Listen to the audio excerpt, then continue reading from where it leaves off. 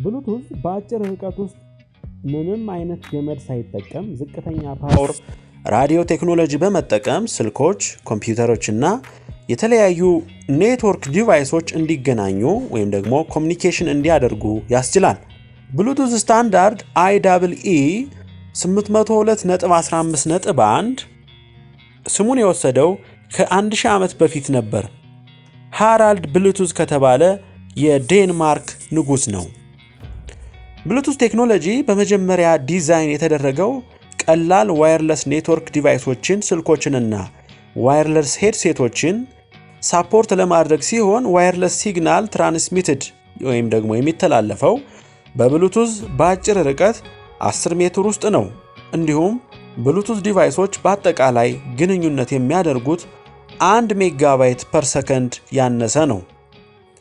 የብሉቱዝ ኔትወርክ ፒኮኔት ወይም ፐርሰናል ኤሪያ ኔትወርክ ፓን ሲሆን ፒኮኔት ቢያንስ 2 እና ከ8 ያልበለጡ ብሉቱዝ ዲቫይሶች የተገናኙበት የብሉቱዝ ኔትወርክ አይነት ነው።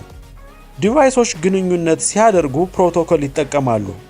ብሉቱዙ የተለያዩ ቨርዥን ሲኖሩት እነሱም 1.1፣ 1.2 እና 2.0 ናቸው።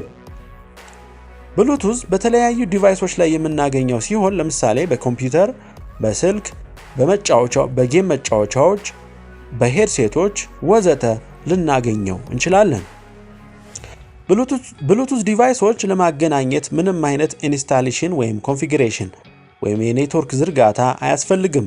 በቀላሉ ዲቫይሱን ብሉቱዝ ኢኔብል መክፈት ብቻ ነው ኢኔብል ማድረግ ወይም ደግሞ መክፈት ብቻ ነው የሚያስፈልገው። በመረጃው ብዙ እንዳተረፋችሁ ተስፋ አደርጋለሁ። በቀጣይ በአዲስ መረጃ እስከምንገናኝ ድረስ ዩቲዩብ ቻናሉን ሼር፣ ላይክ፣ ሰብስክራይብ አድርጉ። ሐሳብ አስተያየቶቻችሁንም ጻፉልን።